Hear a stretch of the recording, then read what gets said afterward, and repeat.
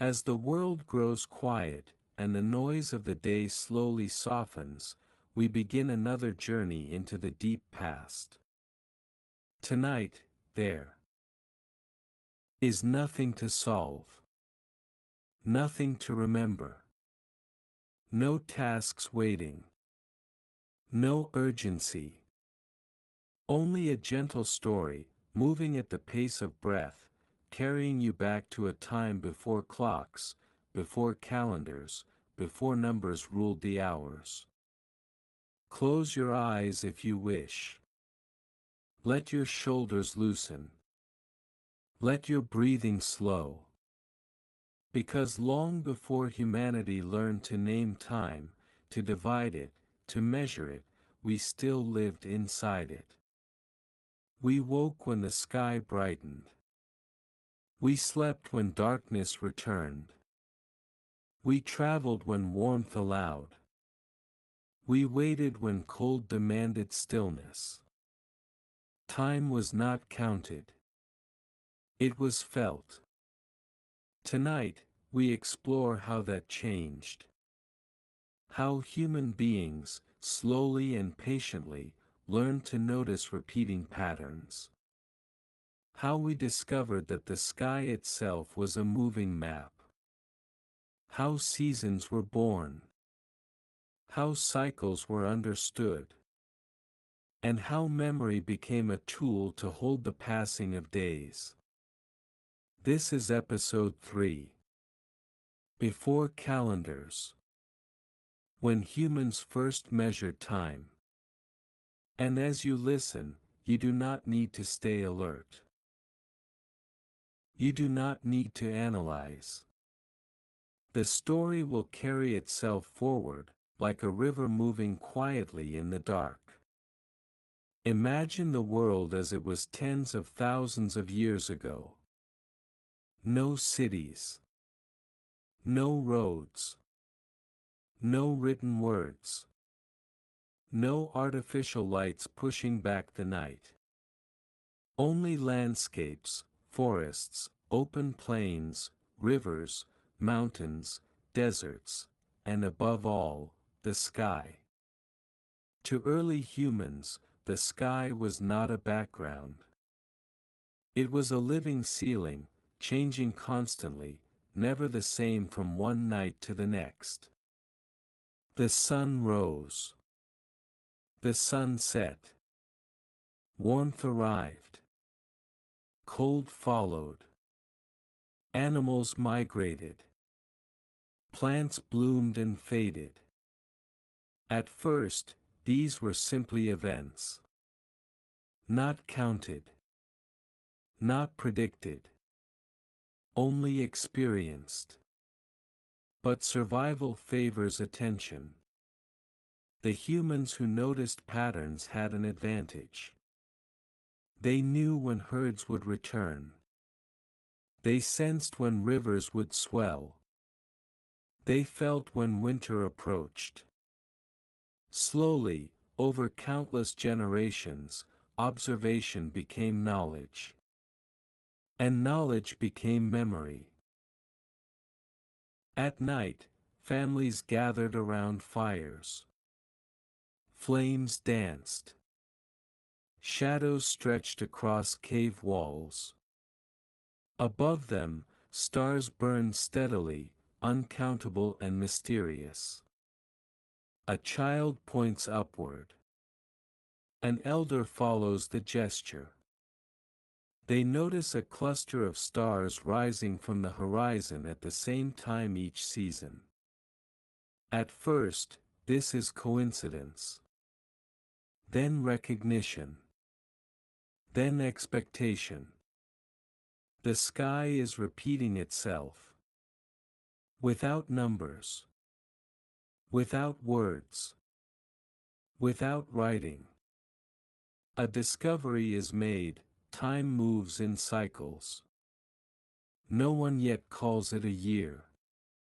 No one names months. But the pattern is there. The long cold. The gentle warming. The season of green growth. the time of ripening fruit, the return of darkness and frost. These repeating rhythms become the first invisible calendar, carried not on stone or wood, but in shared memory. A story told beside the fire, when that bright star rises in the east, the rains will come. When the sun climbs highest in the sky, the long days begin. When the shadows grow long at midday, winter is near. Memory becomes measurement. But memory alone is fragile. One elder dies. One storyteller forgets. A tribe moves to new lands. Patterns must be relearned. So slowly, humans begin to mark time outside their minds. A scratch on bone. A notch on wood. A line carved into stone. Not yet calendars. Not yet writing. But the first physical records of passing days. A mark for each moon. A mark for each season. A mark for survival. And above all, the moon becomes the first true clock. Its shape changes gently, predictably, always returning. A thin silver curve. A growing half. A full glowing circle. Then slowly, a fading back into darkness. The moon teaches humanity that time can be counted. Not hours. Not minutes. But cycles. Regular. Reliable. Unavoidable. Imagine an ancient human lying beside a fire, watching the moon rise, feeling the same quiet awe we feel today. No calendar. No numbers. No schedules. Only the soft understanding that everything returns. That night follows day. That seasons repeat. That life moves in circles. As generations pass, observation deepens. Hunters notice that certain animals arrive in specific seasons. Gatherers learn when berries appear. Fishermen sense when rivers fill with life. These patterns mean survival. And survival sharpens memory. The sky becomes a teacher. The land becomes a calendar. The body becomes a clock. Hunger arrives in cycles. Sleep follows darkness. Warmth signals safety. Cold signals caution. Time is now not only felt, but expected. Slowly, humans begin to plan. Not far ahead. Only enough to survive the next change. We must move before the cold returns. We must store food before darkness grows long. We must follow the herds when the grass rises. The future is born. Not yet measured, but imagined. And imagination is the first step toward calendars. Some nights, the stars seem to drift slowly across the sky. Certain constellations appear, then vanish, then return months later. At first, no one names them. But faces appear in the stars. Animals. Hunters. Spirits. Stories. The stars become memory anchors. Markers in the sky. When the great hunter returns, the cold winds will come. When the river of stars lies overhead, the long days are near. Story and measurement merge into one. Over thousands of years, these traditions strengthen. Children learn them. Elders guard them. Entire tribes move in rhythm with celestial cycles. Time is no longer only nature. Time is knowledge. And knowledge is passed forward. But still, nothing is written. No ink. No paper. No carved tablets. Only spoken memory. Only shared understanding. This world is balanced between instinct and science, between feeling and counting. And slowly, humans begin to search for ways to hold time more firmly. A bone is carved with a notch for each moon. A stick is planted in the ground to watch its shadow move. A stone circle is placed to mark where the sun rises on the longest day. These are not yet calendars. But they are the ancestors of every calendar to come. The first instruments built not to hunt, not to cut, but to measure the invisible flow of time. As you rest, let these images drift softly. Fires glowing in the dark. Children pointing at stars. Elders whispering stories. The moon rising silver and calm. No deadlines. No schedules. No clocks ticking. Only the ancient rhythm of a world learning to understand itself. And in the next part, we will follow how the sun, its path across the sky, and its changing shadows taught humanity to measure days, to recognize solstices, and to build the first true markers of seasonal time. For now, breathe gently. Let the story settle. The journey continues. The sun rises. It always has. Long before names. Long before myths. Long before memory was shaped into story. Each morning, light spills across the land. Shadows stretch. Warmth returns. To early humans, the sun is not just a light. It is life itself. Without it, plants do not grow. Animals do not migrate. Water freezes. Hunger arrives. So the sun becomes the second great teacher of time. At first, the sun simply marks day and night. Brightness means activity. Darkness means rest. But slowly, patterns reveal themselves. Some days are longer. Some days are shorter.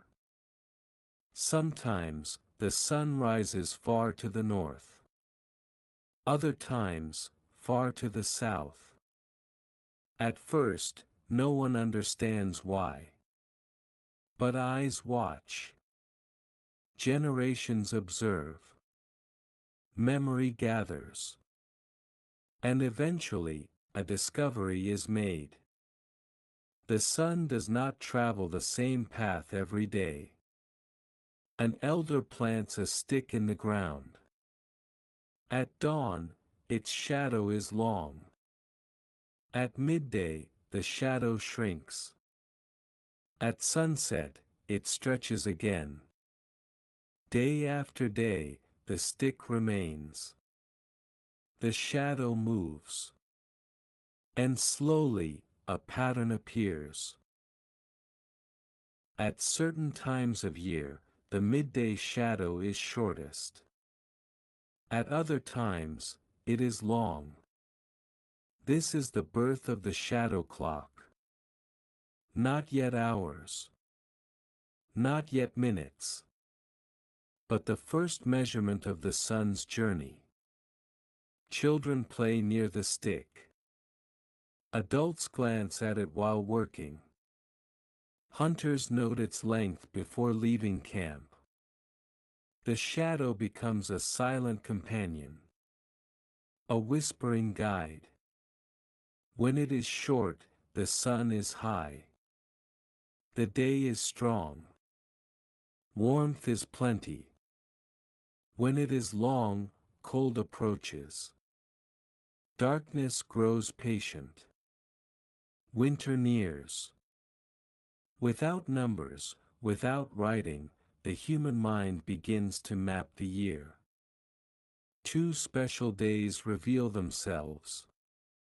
One day, the sun rises at its farthest point. The longest day arrives. Light lingers. Darkness retreats. Another day, the sun rises at its closest point. The shortest day comes. Night dominates. Cold settles deep. These moments feel important. Sacred. Powerful. They will one day be called the solstices. But now, they are simply turning points in the breathing of the world. Tribes gather on these days. Fires burn. Songs are sung. Food is shared. Not because calendars command it, but because instinct recognizes change. The world has shifted. A cycle has completed. Another begins. Between these extremes, the days slowly change. Light increases. Then decreases. Plants respond. Animals respond. Humans respond. Spring emerges. Summer grows bold. Autumn softens the air. Winter returns. The seasons are born. Not as names. Not as divisions. But as lived experience. Now, time is not only day and night. It is the long warmth. The gentle cooling. The deep cold. The slow awakening. And survival now depends on understanding these rhythms. To plant. To harvest. To migrate. To store. The future is now not only imagined, but anticipated. Some tribes begin to mark the sun's rising points on the horizon. A stone placed where it rises on the longest day. Another stone where it rises on the shortest. Between them, the journey of the year unfolds. Stone by stone, the first solar calendars are born. Silent. Simple. Powerful. Across generations, these places become sacred. Children are brought there. Stories are told. This is where the sun returns. This is where light begins again. This is where darkness loosens its grip. No writing. No equations. Only memory carved into landscape. And slowly, a great shift happens. Time is no longer only felt. Time is observed. Marked. Anticipated. Humans step out of pure instinct and into awareness. The invisible flow has become something that can be tracked. But another mystery remains. Between the sun's great yearly cycle and the daily rising and setting, there exists another rhythm. A quieter one. A gentler one. The rhythm of the moon. And in the next part, we will follow how lunar cycles and solar cycles begin to merge. How humanity struggles to make them fit together. How months are born. How years take shape. How the first true calendars begin to emerge from sky and stone. For now, rest. Imagine the stick in the earth. The shadow slowly moving. The sun traveling its eternal arc. No clocks. No urgency. Only the calm certainty that everything returns. But now, a quiet problem appears. The sun and the moon do not move in perfect harmony. The sun marks the long cycle of the year. The moon marks the shorter cycle of its phases. 12 moons pass, yet the sun has not fully completed its yearly path. Sometimes 13 moons appear before the sun returns to its starting point. To early humans, this is not mathematics. It is confusion. When should planting begin? Which moon belongs to which season? How do we keep the sky's rhythms aligned? And so begins one of humanity's first great intellectual challenges, to make the cycles fit. At first, people trust the moon. It is close, visible, intimate. Its phases are clear. Its rhythm is steady. From thin crescent to full round light, then back to darkness. One full cycle. A month is born. But after 12 such cycles, winter does not always return on time. Spring arrives early or late. The world no longer matches the count. The sky has presented a puzzle. Some tribes choose the moon. Others choose the sun. Some try to hold both in memory at once. An elder might say, when the third full moon after the longest day appears, the harvest must begin. Another might say, when the sun rises between those two stones again, a new year has begun. Slowly, rules emerge. Adjustments. Corrections. An extra moon added when seasons drift. A skipped count when cycles grow uneven. This is the earliest astronomy.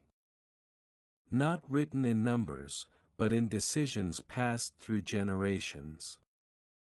Across valleys and deserts, along coastlines and plains, different solutions appear. Some cultures follow the moon. Some follow the sun. Some build hybrid calendars, balancing both rhythms. But everywhere, the same realization dawns: time can be organized. Not only felt. Not only remembered. But structured. Now, humans begin to create permanent places to hold this knowledge. Large stones planted upright. Circles arranged carefully. Openings aligned with sunrise. Passages catching the light of specific days. Not shelters. Not homes. But instruments. Monuments built to watch the sky. At certain sites, on the longest day, the sun rises exactly between two stones. At others, on the shortest day, a beam of light enters a dark chamber and touches a single carved wall. These are not accidents. They are the fingerprints of minds that have learned to measure time with architecture. Generation after generation, people return to these places. Children stand where their grandparents once stood. They watch the same sun, the same moon, the same stars. Time is now shared across centuries. A new power has entered human life: prediction. When the light enters the chamber, we begin planting. When the sun touches that stone, we prepare for winter. When the full moon rises over the eastern hill, the festival begins. Ritual and calendar become one. Religion and astronomy grow from the same root. Some monuments are small, a single stone in the ground. Others are immense, circles of giants, temples of alignment. Structures so large they will last thousands of years. Not because humans suddenly became obsessed with time, but because survival depends on knowing what comes next. Now, memory is no longer only in minds. It is embedded in landscape. Even if a tribe moves, even if a storyteller dies, even if knowledge fades, the stones remain. The sun returns. The shadow falls. The beam of light appears again. The calendar lives outside the human body. But still, don't imagine hurried progress. This is slow discovery. Hundreds of years. Thousands of years. Trial. Error. Observation. Adjustment. Time is teaching humans to understand time. And somewhere in this long process, numbers begin to appear. At first, simple counting. 1 moon. 2 moons. Many moons. Marks on bone. Knots in rope. Pebbles in a pouch. Quantity joins memory. The first arithmetic is born not to trade, not to build, but to keep the sky's rhythm in order. A shepherd might count moons to know when lambs will be born. A farmer might count days from the shortest day to anticipate the thaw. A navigator might count stars to know when certain winds return. Time is now a resource. Something to track. Something to plan around. And yet, even with stones and marks and counts, time is still deeply human.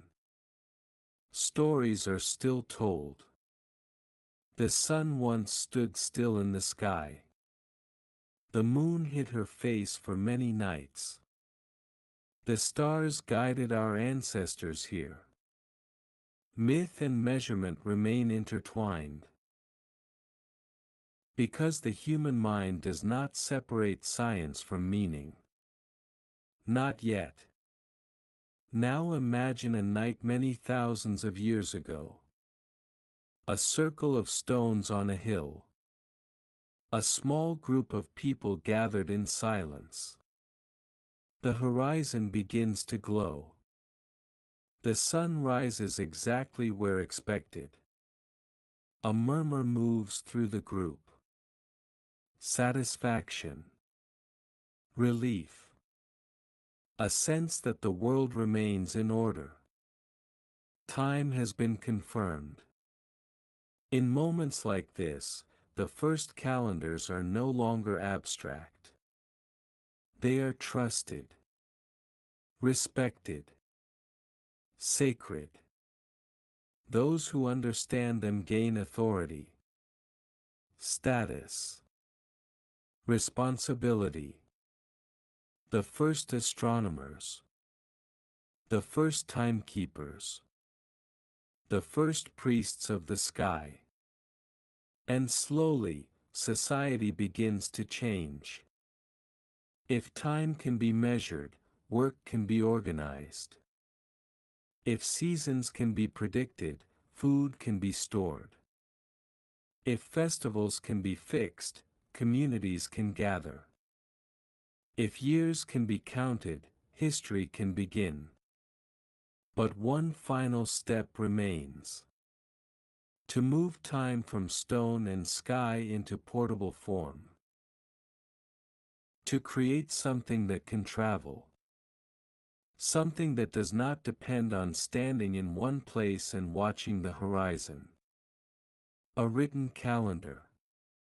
And in the next part, we will follow how the first civilizations of river valleys and deserts took the sky's knowledge and pressed it into clay, ink, and record.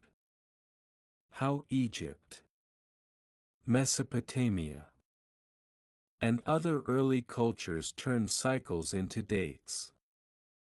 And how, at last, time became something that could be carried in the hand. For now, rest. Imagine the stone circle. The cold air before sunrise.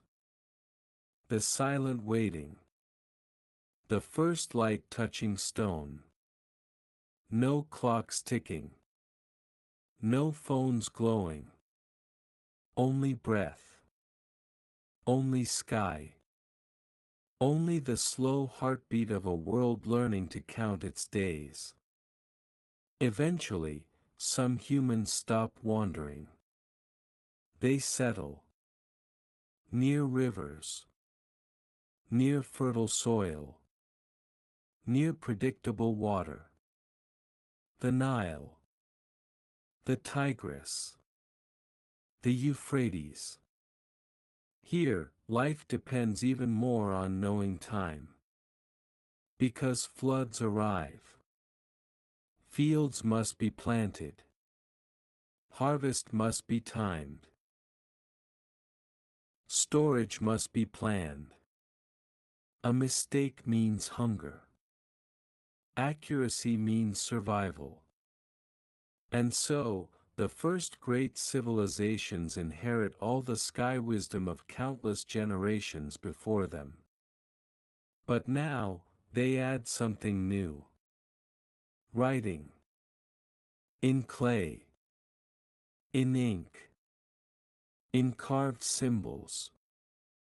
Time is no longer only in memory, in stones, or in stories. Time is now recorded. The first true calendars are born. In ancient Egypt, people watched the Nile. Once each year, its waters rise and flood the land. Bringing fertile soil. Bringing life. This flood becomes the anchor of the year.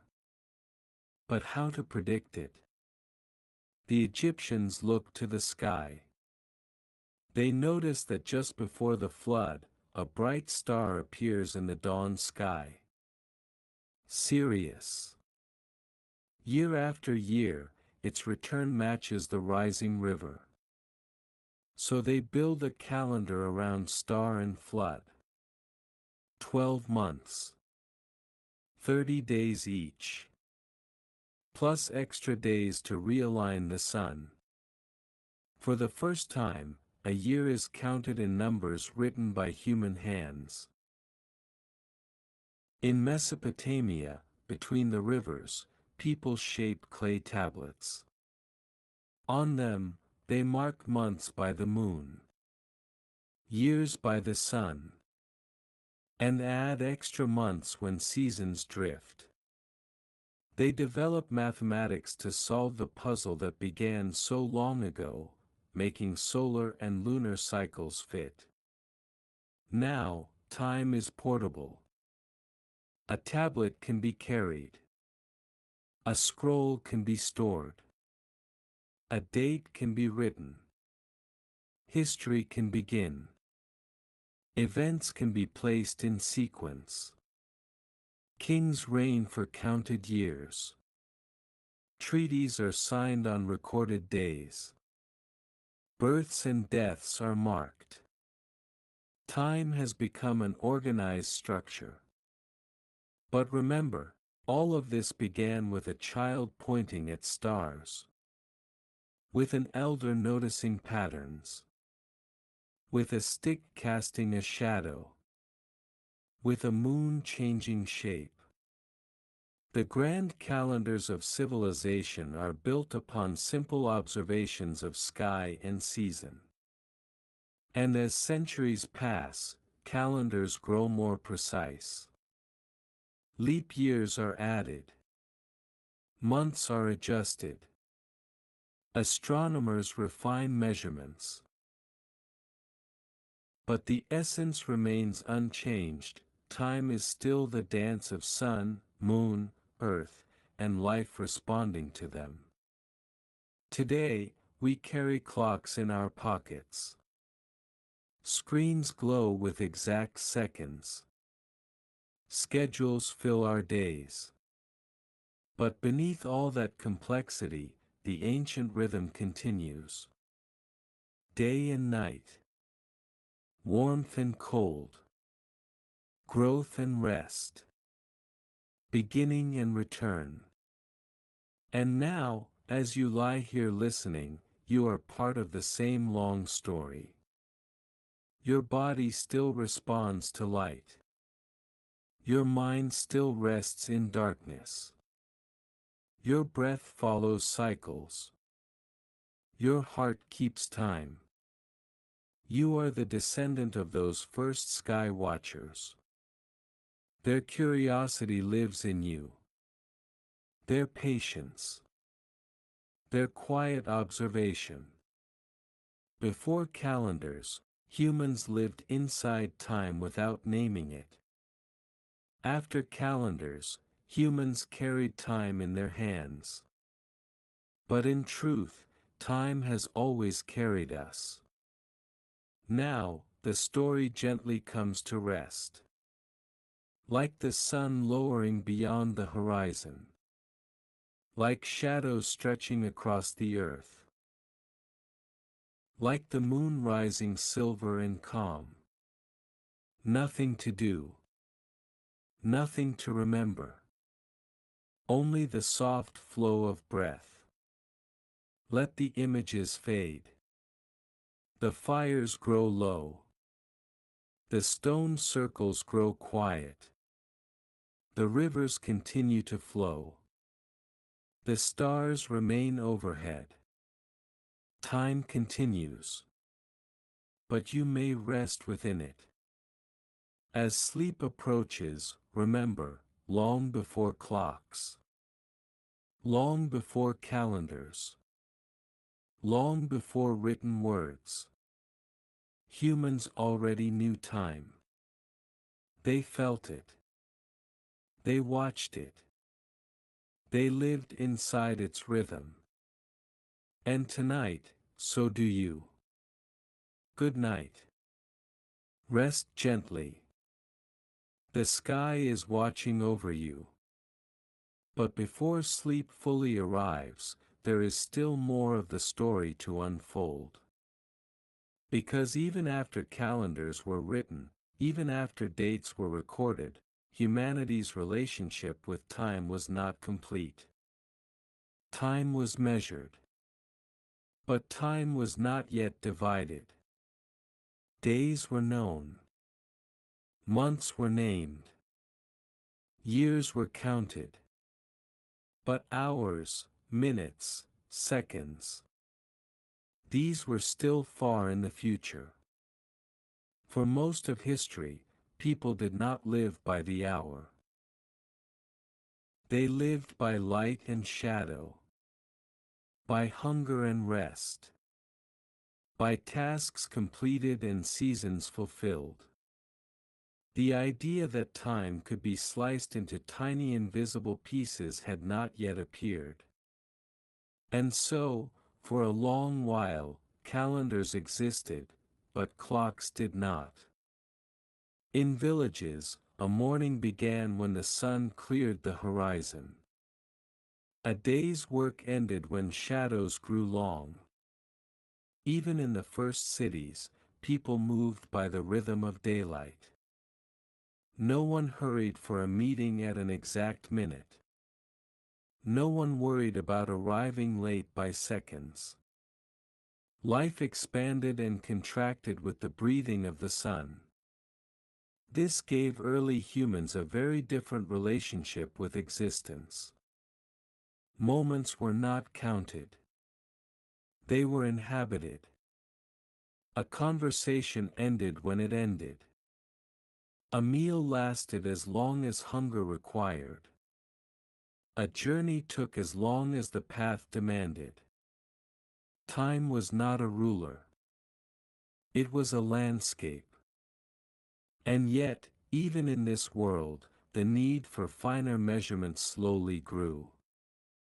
Temple rituals required precision. Astronomers wanted better predictions.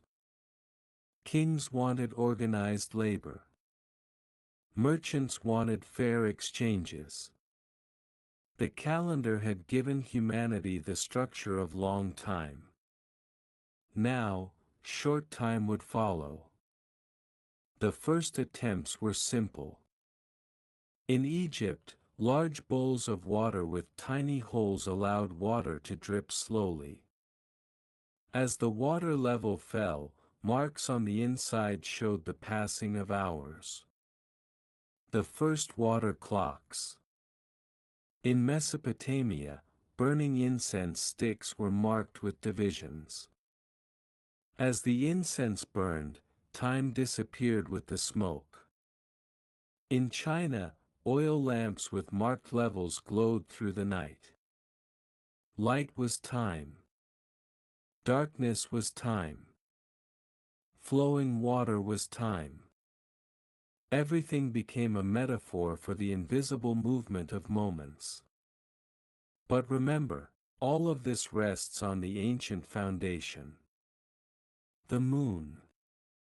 The sun. The seasons. The first calendars. Without the early sky watchers, no later clockmakers would exist. Without the stone circles, no observatories. Without the memory of elders, no written date. Timekeeping is a long chain, link by link, across thousands of years. And yet, despite all our precision today, despite atomic clocks and satellites, we still live inside the same cycles. The sun still rises. The moon still changes. Seasons still turn. No invention has replaced them. Only refined our awareness. Think again of the first human who noticed the sky repeating. They did not know they were starting a revolution. They simply watched. They remembered. They shared. And from that simple act, everything followed. Calendars. Clocks. History. Science. Civilization. All born from patient attention to the heavens. Now, let your thoughts soften. Imagine those early nights again. A fire. A quiet group. Stars above. A story in progress. No pressure. No schedule. Only presence.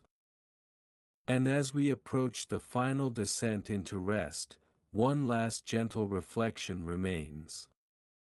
Time is often seen as something that runs out. Something to spend. Something to lose. But in the beginning, time was not an enemy. It was simply the rhythm of existence. A river carrying everything gently forward. When you stop fighting time, you float with it. When you stop measuring every moment, you return to the ancient way of simply being. And now, we enter the final movement of the story. A slow settling. A quiet closing. A return to the darkness from which the journey began. The darkness is not frightening. It is familiar. It is where the first humans gathered around their fires. Where they watched the stars. Where they learned the first lessons of time. Tonight, you join them again. Your body rests. Your breath flows. Your thoughts drift. No need to hold on. No need to follow closely. The story has been told. The knowledge is complete. Now, only the feeling remains. The soft sense that everything moves in cycles. The day ends. The night arrives. Sleep follows. And tomorrow, light will return. Just as it always has. Just as it always will. Long before calendars, humans trusted the return of the sun. Long before clocks, they trusted the return of morning. Long before writing, they trusted memory. And beneath all progress, that trust still lives inside us. You do not need to watch the sky tonight. Others did it for you across tens of thousands of years. Their attention built the world you live in now. Their patience shaped knowledge. Their curiosity shaped civilization. Their quiet nights made your modern days possible. And now, your night returns to quiet. No stones to align. No shadows to measure. No marks to carve. Only the gentle rise and fall of breath. Time is still passing. But you do not need to manage it. You may simply rest inside it. If a thought appears, let it drift away. If an image appears, let it fade. Like clouds crossing a night sky. Somewhere, the moon is rising. Somewhere, the sun is waiting to return. Somewhere, a shadow is stretching across stone. The ancient rhythm continues. And here, in this moment, you are safe. You are part of the same story. The same sky. The same time. Nothing more to learn tonight. Nothing more to do. Only rest. Good night. May your sleep be deep. May your dreams be gentle. May the ancient sky watch over you. But time, as always, continues its quiet journey. Even as civilizations learned to write calendars, even as temples measured the sun, even as tablets recorded years, human beings still looked upward. Because no matter how much knowledge grows, the sky always holds more mystery. Across deserts and plains, new observers arise. In Babylon, priests climb tall towers. They chart the paths of wandering lights, planets moving differently from stars.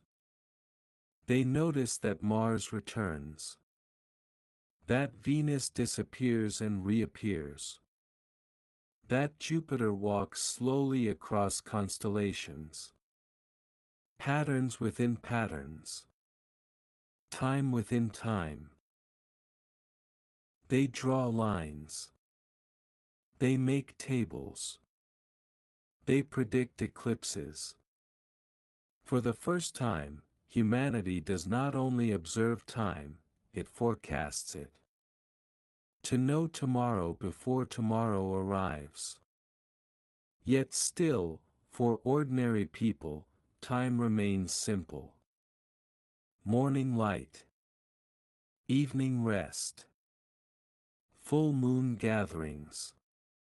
Seasonal work. Calendars belong to temples. Stones belong to hills. But daily life still flows naturally. Time is a river, not a cage. Centuries pass. Empires rise. Empires fall. Calendars change hands. But the sky remains unchanged. In Egypt, new dynasties carve new records. In Mesopotamia, scribes press new dates. In distant lands, other cultures build their own sky maps. China. Mesoamerica. The Andes. Different lands.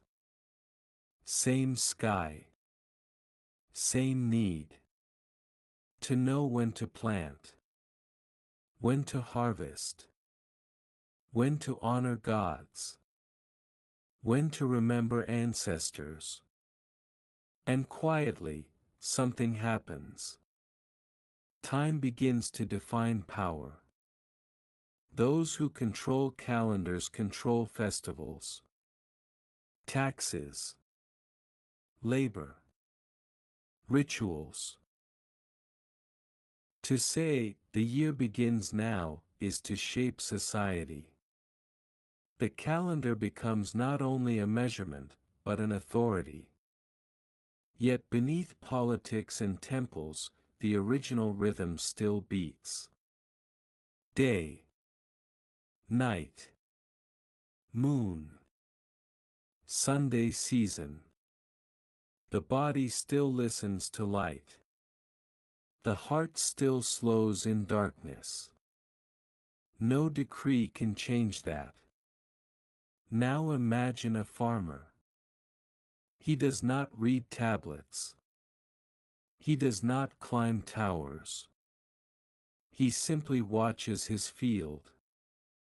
He knows the smell of spring soil, the color of autumn sky, the feel of winter wind.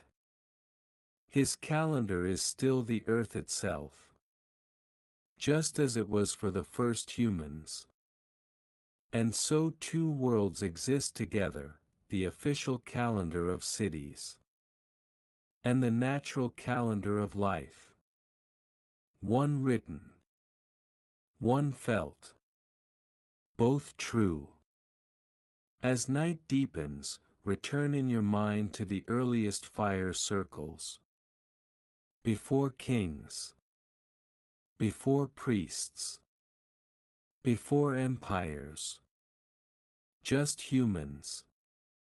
Stars. Breath. Silence. That ancient world is still inside you. Because evolution never erased it. It only added layers above it. Now, slowly, we prepare to open another door in the story. Because beyond calendars, beyond early clocks, a new idea will one day appear. That time might not be cyclical, but linear. That history moves forward. That beginnings and endings exist. But that is a story for another episode. For now, stay in this gentle darkness. The stars remain overhead.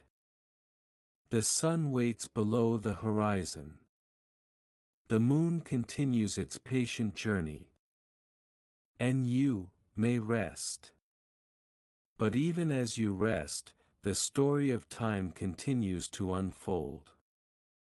Because once humans learned to measure days and years, a quiet transformation began inside the mind. Before, time was something lived. Now, time became something imagined. People began to think not only of seasons ahead, but of generations ahead. Not only of next harvest, but of legacy. Calendars did more than organize life. They stretched awareness forward. They created expectation. A child is born. A mark is made. A year is written. That child grows. Another mark is added. Suddenly, a life can be seen as a line of time. Before calendars, a life was a cycle. Born, grown, returned to earth. Like plants. Like animals. After calendars, a life becomes a sequence. A beginning. A middle. An end. History is born inside the human mind. Once history exists, storytelling changes. No longer only myths of repeating seasons. Now stories of ancestors. Of founding days. Of events that happened once and will never happen again. Time becomes directional. Past. Present. Future. A new awareness arises, moments are unique. They will not return. This realization is both powerful and fragile. It gives meaning to action. But also creates longing. And regret. And urgency. Yet for most of ancient history, this remains gentle. No seconds ticking. No digital clocks. No alarms. Just the soft knowledge that the sun will set, and tomorrow will come. In marketplaces, traders agree to meet when the sun reaches a certain height. In homes, meals are shared when shadows cross a familiar stone. In temples, chants begin when moonlight touches a wall. Time remains visible. Natural. Shared. Only much later, far beyond the world of the first calendars, will humanity invent machines to divide time into invisible fragments. But that world is still distant. For now, we remain in the ancient rhythm. Imagine walking through a village near a great river. Palm trees sway. Children play in dust. Women grind grain. Men repair fishing nets. No one asks what time it is. No one checks a device. They feel time in the air. In hunger. In fatigue. In warmth. This is the pace humans lived by for tens of thousands of years. Even kings and priests, despite their calendars and records, still wake to sunrise and sleep after sunset. Artificial time has not yet replaced natural time. And this is important to remember, the human nervous system was shaped in this world. Your body still expects darkness at night. still responds to morning light, still relaxes when the world grows quiet. Deep inside, you are still an ancient sky watcher. That is why stories like this feel familiar. They speak to something old inside you. Now, as the night deepens further, let us return again to the earliest observers. Not in cities, not in temples, but on open land. A woman sits by a fire. She watches sparks rise. She watches stars remain still. She does not know the word calendar. But she knows that when the red star returns, winter comes. Her knowledge is precise, yet never written. It lives in her, and in those she teaches. This is how most of humanity lived. Not by books, not by monuments, but by careful watching. And it worked. Species survived. Tribes thrived. Children grew. All without clocks. All without schedules. Only rhythm. Slowly, let this idea settle. Time is not only a measurement. Time is relationship. Between earth and Sunday. Between moon and tides. Between light and body. Between memory and anticipation. When one is lost, the others still guide.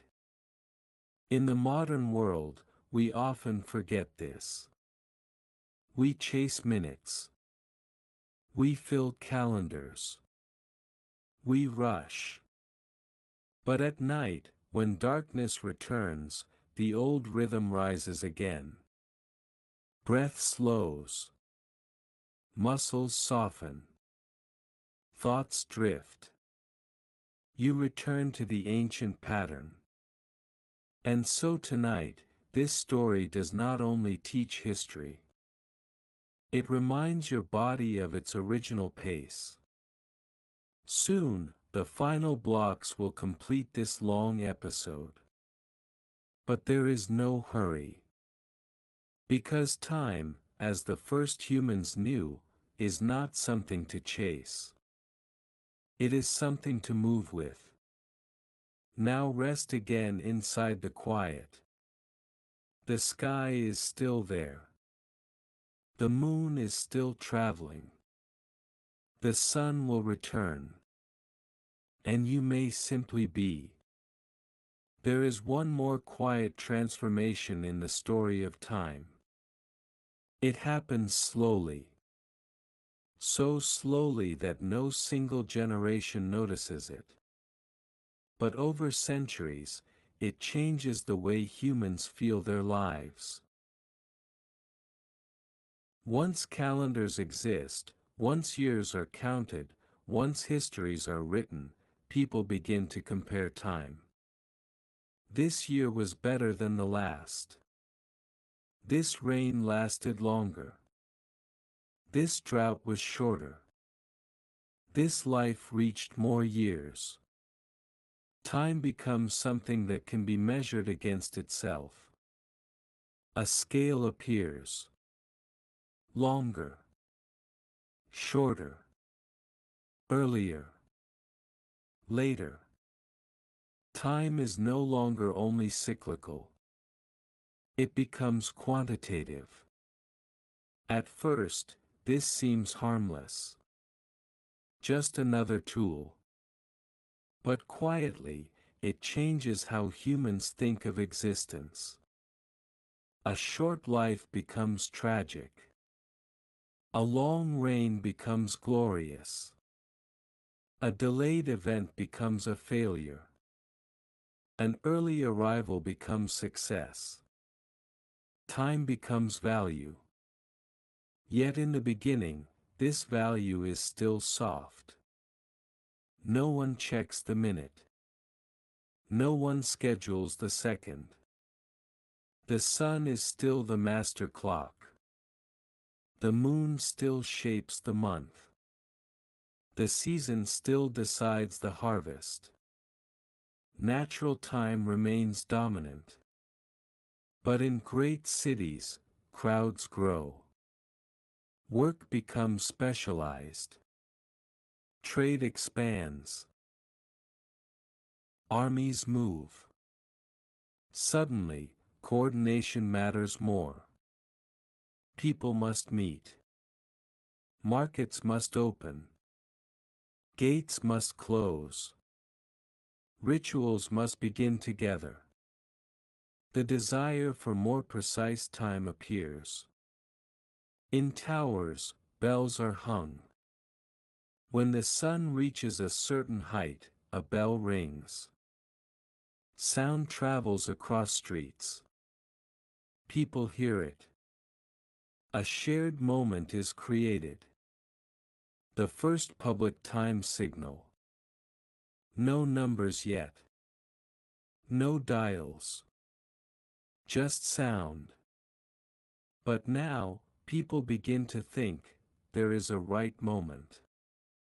Time is becoming collective. Across the world, different cultures invent similar solutions. In China, drums mark night watches. In Rome, water clocks regulate courts and speeches. In Islamic cities, the call to prayer organizes daily rhythm. Time begins to structure society. And still, under all of this, the first ancient truth remains: when the sun rises, life awakens. When darkness falls, life slows. No calendar can change that. No bell can replace that. Your body still carries this knowledge. That is why, at night, your muscles relax. Your breath deepens. Your mind drifts. You are obeying a rhythm older than language. This is the true inheritance of the first sky watchers. Not calendars. Not monuments. Not written records. But the instinct to move with the cosmos. Now imagine again the earliest human child looking upward. The stars shine. The moon glows. The fire crackles. No knowledge of years. No fear of wasted time. No pressure. Just wonder. That wonder is still alive in you. All the clocks in the world cannot erase it. All the schedules in the world cannot silence it. Because it lives in the quiet moments. Like this one. Soon, the final block will close this episode. A gentle descent. A complete circle. Because stories, like seasons, must return to stillness. For now, let your mind drift like a cloud across a night sky. Thoughts can appear. Thoughts can fade. No need to follow them. Somewhere far away, a stone circle waits for sunrise. Somewhere, a shadow stretches on ancient ground. Somewhere, the moon continues her patient cycle. And here, you rest inside all of it. But the story of time is not finished. Because once humans learned to measure and record time, they began to ask deeper questions. Not only, when will the sun rise, or when does winter return? But, what is time itself? This question arrives quietly. A philosopher sits beneath a tree. He watches a shadow move across the ground. He wonders, does time exist outside my mind, or only within it? No calendar can answer this. No stone circle can solve it. A new chapter in the human relationship with time begins. In ancient Greece, thinkers walked through open courtyards. They debate motion, change, cause and effect. One says, time is the measure of change. Another says, time is an illusion. Only the present exists. For the first time, humans turn their attention not only to tracking time, but to understanding its nature. Meanwhile, in distant lands, other minds ask similar questions. In India, sages sit beside rivers. They speak of vast cycles of creation and dissolution. Worlds born, worlds destroyed, worlds reborn. Time is no longer only seasonal. It becomes cosmic. In China, philosophers describe time as the balance of forces. Yin and yang. Expansion and contraction. Stillness and motion. Time is harmony. Not a ruler. Not a sequence. A dance. These ideas spread slowly. Through trade routes. Through stories. Through travelers. Calendars organize crops. Clocks organize cities. But philosophy organizes meaning. And still, ordinary people live simply. They wake. They work. They eat. They rest. Most do not wonder what time is. They simply live inside it. Just as the first humans did. Yet quietly, knowledge accumulates. Observations become records. Records become libraries. Libraries become schools. Time is now something that can be studied. A student reads an old tablet. He sees a date written centuries before. He realizes, someone lived before me. They saw a different present. I am their future. Linear time is now undeniable. This changes everything. People begin to imagine progress. Improvement. Growth. Not only cycles returning, but movement forward. A new idea takes root, the future can be different from the past. Once this idea exists, human ambition expands. Better tools. Bigger cities. Stronger ships.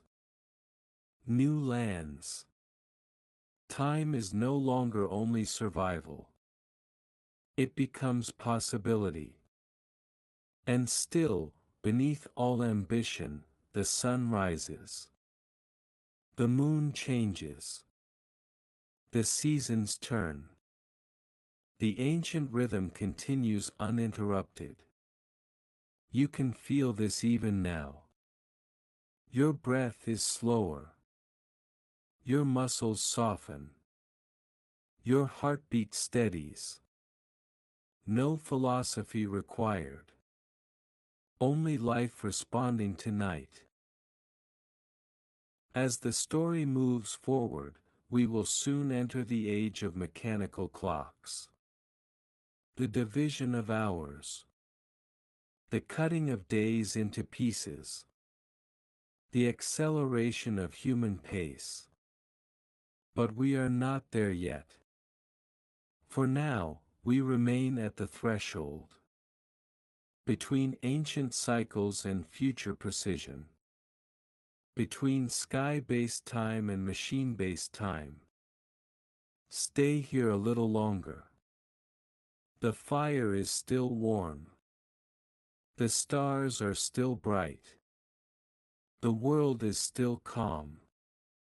And the story continues. Across centuries, the questions about time grow deeper. Once humans have calendars, once they have records, once they have history, they begin to notice something new. The world changes. Forests shrink. Cities rise. Rivers are redirected. Animals disappear. New tools appear. The environment itself is no longer the same from one generation to the next. Time is no longer only cycles.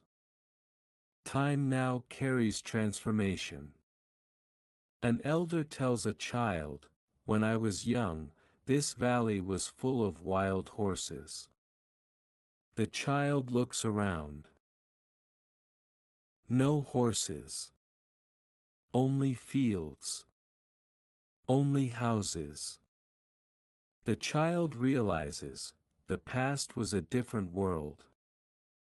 This realization is subtle, but powerful. Not only do seasons return, but civilizations rise and fall. Not only does wheat grow each year, but forests can vanish forever. A second dimension of time appears, irreversible change. Now humans hold two understandings at once. One says, everything returns. Night follows day. Winter follows autumn. The other says, some things never return.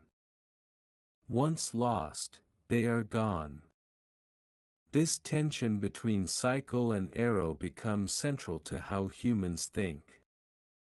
In myths, ancient ages are described. Golden ages. Ages of heroes. Ages of decline. Stories speak of beginnings and endings. Even before science, humans sense that time has direction. Meanwhile, in workshops and marketplaces, craftsmen build more precise instruments. Not to control seasons, but to regulate daily activity. A water clock that measures equal hours day and night. A candle with measured segments. A sand timer that empties predictably. For the first time, an hour becomes a defined quantity. Not sunrise. Not sunset. An hour. Abstract time is born. At first, these devices are rare. Expensive. Fragile. Only temples, palaces, courts use them. But slowly, they spread. People begin to think, my work lasts 3 hours. My journey takes 5 hours. I waited 2 hours. Time has become divisible. This changes behavior. People begin to hurry. To compare durations. To value speed. A new emotion appears, impatience. Yet even now, natural time still dominates. If clouds cover the sun, the day still feels like day.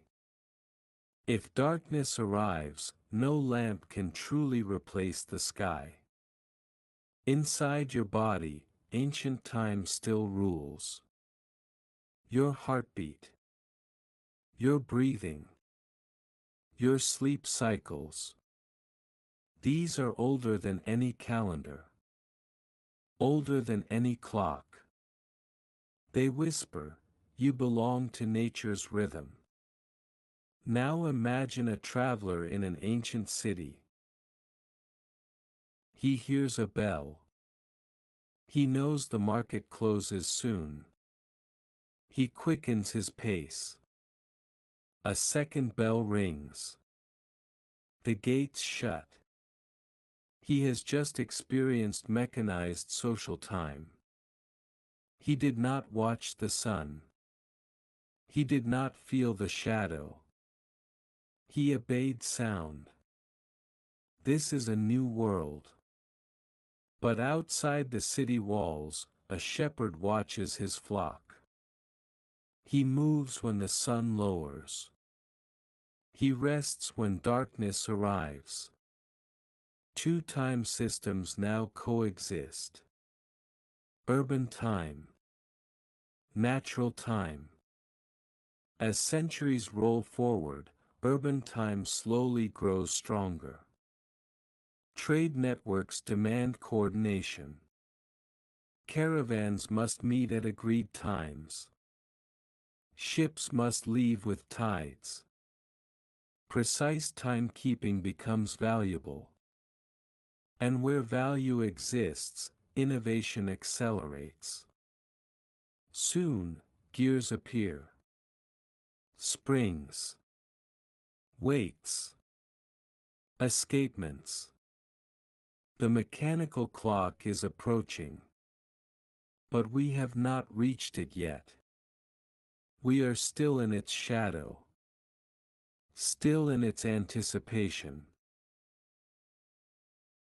At the same time, philosophers continue asking, if time can be divided into equal parts, does each part truly exist? Or is only the present real? These questions echo through generations. Time is no longer only practical. It is mysterious again. And that mystery is important. Because it keeps humans looking upward. Keeps them wondering. Keeps them searching. Now, let your mind drift across all these scenes. Stone circles on hills. Temple calendars on clay. Philosophers under trees. Shepherds under open sky.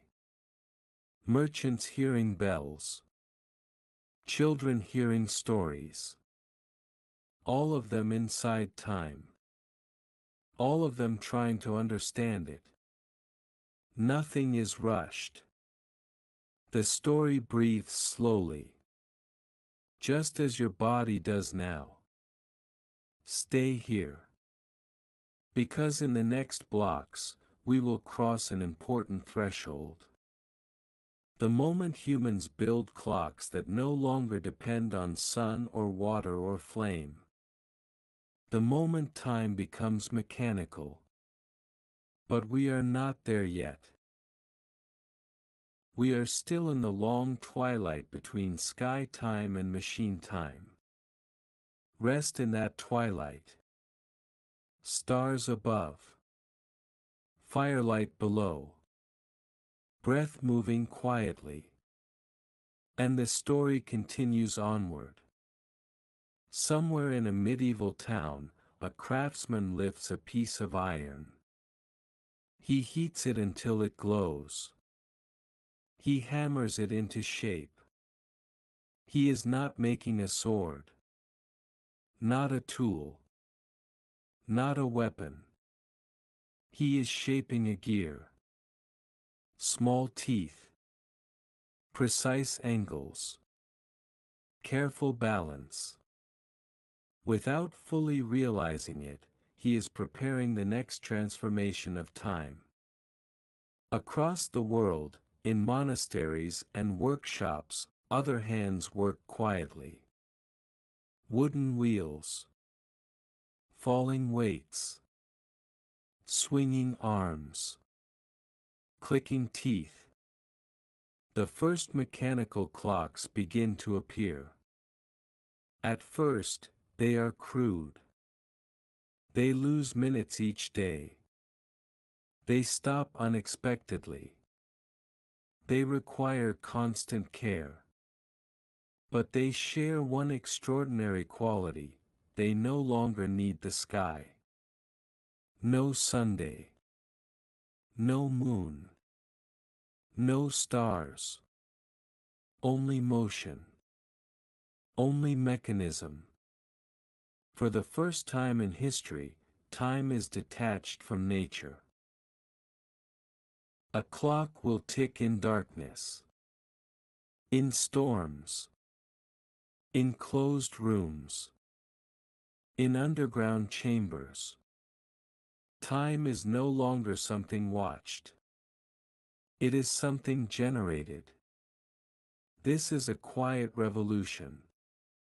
At first, these clocks are rare. A tower in a city square. A monastery bell tower. A royal palace. People gather beneath them. They listen for the chime. When the bell rings, work begins. When it rings again, work pauses. When it rings at night, gates close. Time is now broadcast. Imagine living in such a town. You no longer ask, where is the sun? You ask, has the bell rung? Your body still feels day and night. But your obligations now follow metal and sound. This is the birth of mechanical social time. Yet outside the city, a farmer still watches clouds. A shepherd still follows the horizon. A fisherman still listens to tides. Two kinds of time continue to coexist. Natural time. Mechanical time. And slowly, mechanical time begins to spread. Monasteries adopt clocks to regulate prayer. Merchants adopt clocks to regulate trade. Courts adopt clocks to regulate law. Each tick represents a shared agreement: this moment is now. Not by Sunday. Not by season. But by device. This change reshapes how humans feel their lives.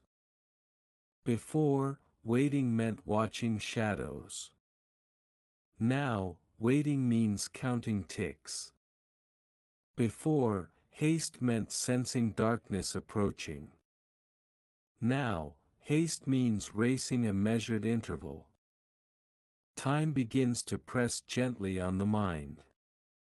But still, clocks remain imperfect.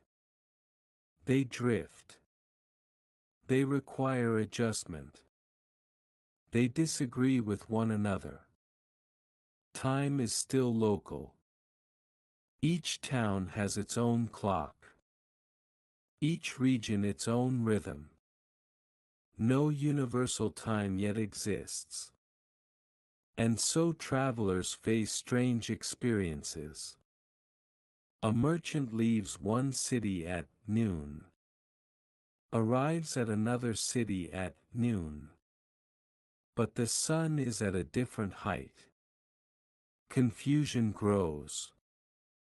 People realize, even mechanical time needs agreement.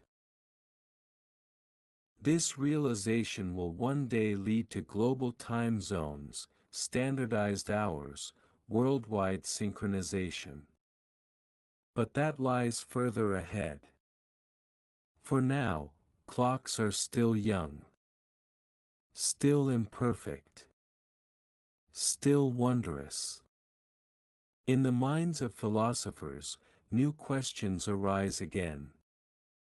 If a clock measures time, is time something real, or only a measure we impose? If time can be produced by gears, does it exist without them? Old questions return in new forms. Meanwhile, children in towns fall asleep to ticking sounds. For the first time in human history, the night has a heartbeat made by machines. Tick, tick, tick. A new rhythm joins the ancient rhythm of breath. But deep inside, the body still remembers the sky. Melatonin rises in darkness. Cortisol rises in morning light. Cells follow circadian patterns older than clocks. Even as mechanical time spreads, biological time remains sovereign. Now, let your imagination move through layers. Stone circles under stars. Temple calendars under sunlight.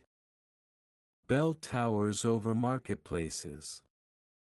Clock faces glowing by candlelight. All are expressions of the same desire, to understand where we are in the flow of existence. None of these inventions erase the ancient experience of time. They only add new interpretations. As you rest, notice your own breath again. In. Out. No clock required. No calendar needed. This is the original timekeeper.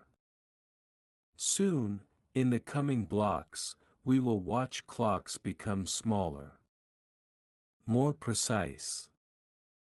Portable. Personal. We will watch seconds appear. Schedules tighten. The pace of life accelerate. But we are not there yet. We are still in the era where time is learning to leave the sky and enter machines. Stay in this space. Where old and new coexist. Where bells ring in towns, and stars shine in fields. Where humans are still adapting to the strange idea that time can be built. The night remains calm. Your body rests. The story continues. In a quiet workshop, a watchmaker bends over a tiny wheel. His tools are delicate. His breath is steady. His eyes narrow in concentration.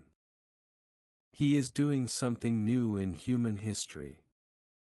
He is making time portable. Until now, clocks lived in towers. In monasteries. In palaces. Large. Heavy. Fixed. Time belonged to buildings. But now, gears become smaller. Springs replace falling weights. Cases are crafted to hold motion. The first personal clocks are born. At first, they are luxuries. Carried by nobles. Worn by kings. Displayed as symbols of wealth. But their meaning is far greater than decoration. For the first time, a human carries time on their body. Imagine a man walking through a city. He reaches into his coat. He opens a small metal case. Inside, a tiny heart beats, tick, tick, tick. He no longer needs to look at the sky. He does not need to listen for the bell. He holds time in his hand. This is a profound shift.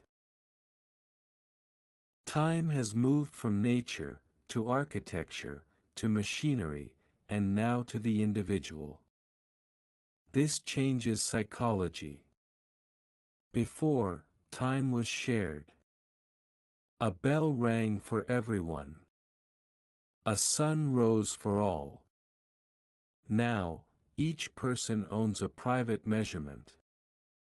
Two people can stand side by side, each with a different clock, each believing their time is correct. Personal time is born. Soon, clocks grow more accurate. Pendulums swing. Escapements improve. Craft becomes science. Seconds appear. For the first time, time is divided so finely that human senses cannot feel it. No one can feel a second pass. But the clock shows it. An invisible layer of reality has been created. This invisible precision begins to shape behavior. Appointments become exact. Deadlines emerge. Trains depart at scheduled minutes. Factories begin shifts by the clock. Life begins to accelerate. Imagine a town before precise clocks. People arrive when they arrive. Meetings begin when enough people are present. Work ends when the sun lowers. Now imagine the same town after precise clocks. A whistle blows at exactly 7. Workers rush inside. A bell rings at noon. Lunch begins. Another bell at 5. Work ends. Time has become an external force. This new force reorganizes society. Factories synchronize labor. Schools schedule classes. Courts fix hearing times. Shops open and close precisely. The rhythm of life tightens. And yet, outside the city, the farmer still watches clouds. The shepherd still follows hills. The fisherman still reads tides. The ancient world still lives alongside the modern one. Two tempos. Two realities. Inside the human body, a quiet tension appears. Biological time whispers, rest when dark. Wake when light. Mechanical time commands, work now. Move faster. Do not be late. This tension will grow stronger in the centuries to come. But here, in this early moment, it is only beginning. Philosophers notice. They write, time used to belong to God. Now time belongs to machines. Does this make humans freer, or more constrained? Questions deepen. And yet, most people simply adapt. Children learn to read clocks. They learn to count minutes. They learn that time can be saved, or wasted. A new moral language appears. Do not waste time. Be on time. Time is precious. Before clocks, these ideas made no sense. Now, they shape lives. But beneath all this, the sun still rises. The moon still changes. The seasons still return. No mechanism replaces that. Even the most accurate clock must still be corrected by the sky. The ancient teachers remain the ultimate authority. Now imagine a watchmaker at night. He finishes a pocket watch. He wins it. He listens. Tick. Tick. Tick. He smiles.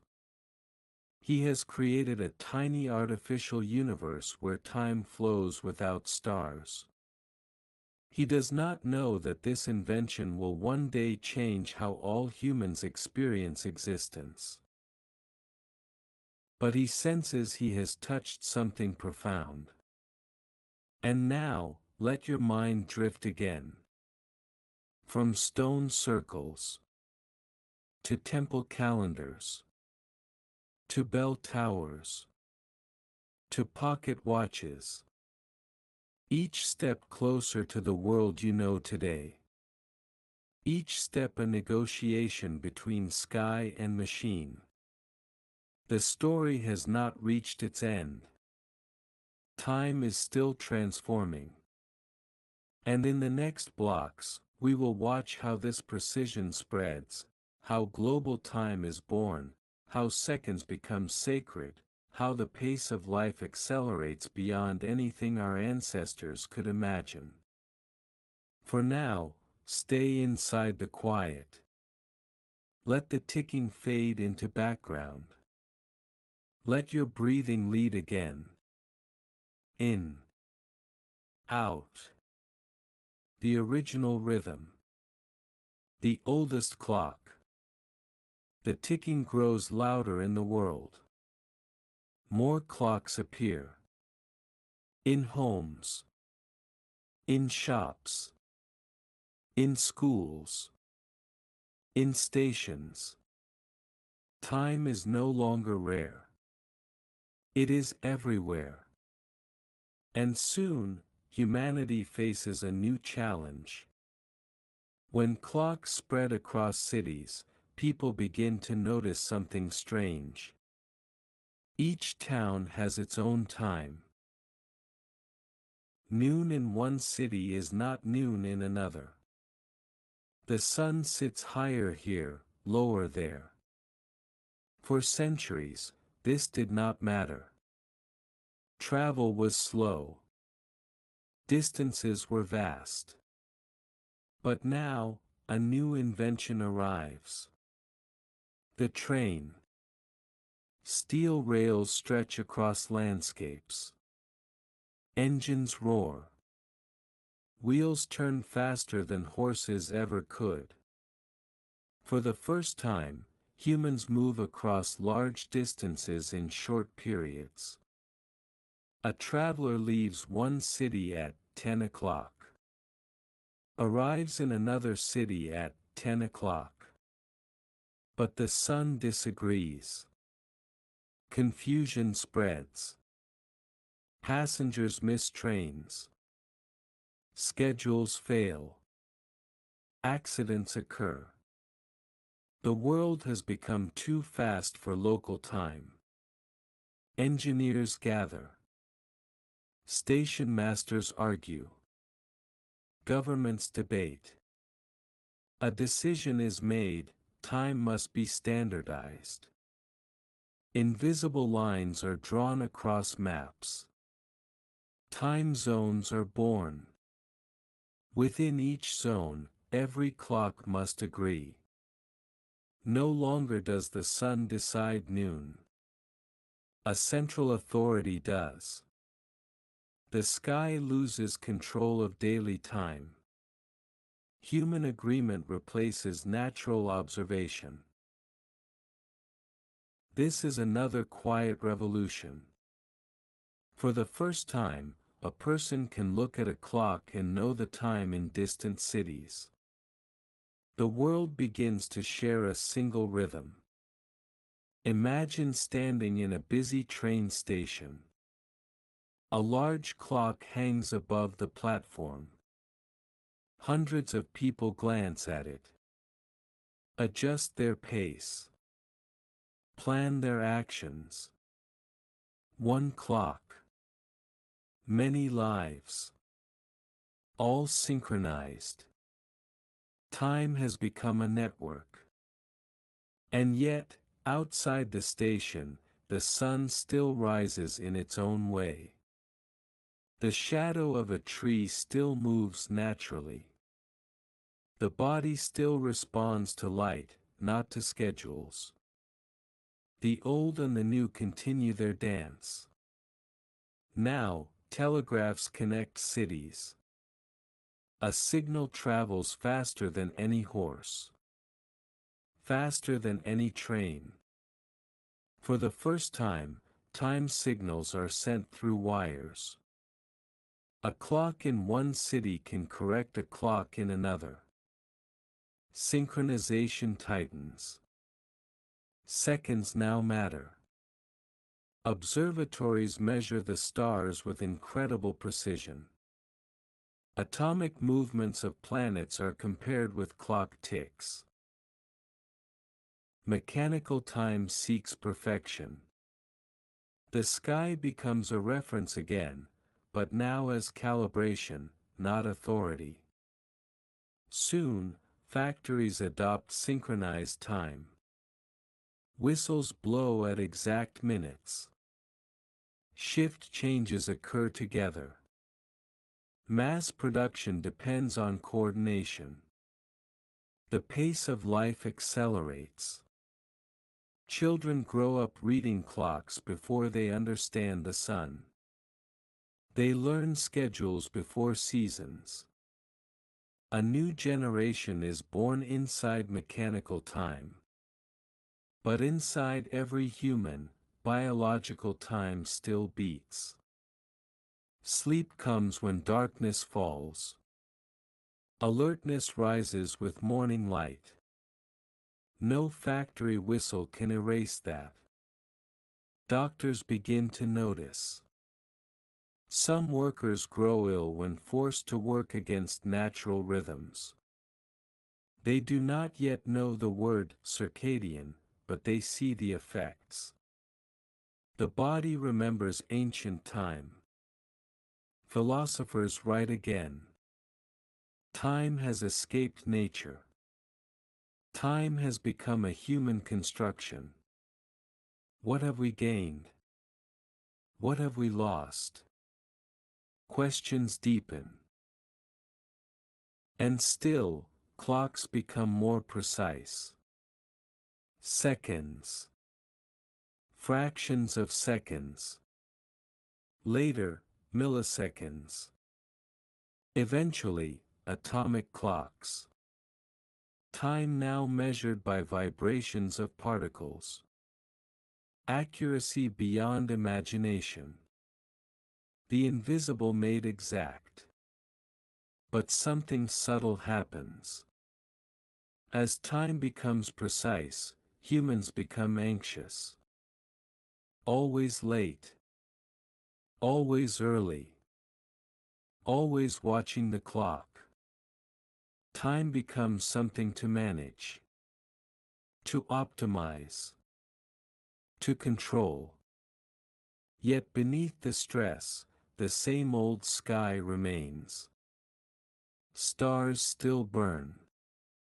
Seasons still turn. Life still follows cycles. No technology has replaced the Earth's orbit. No clock has stopped the sun.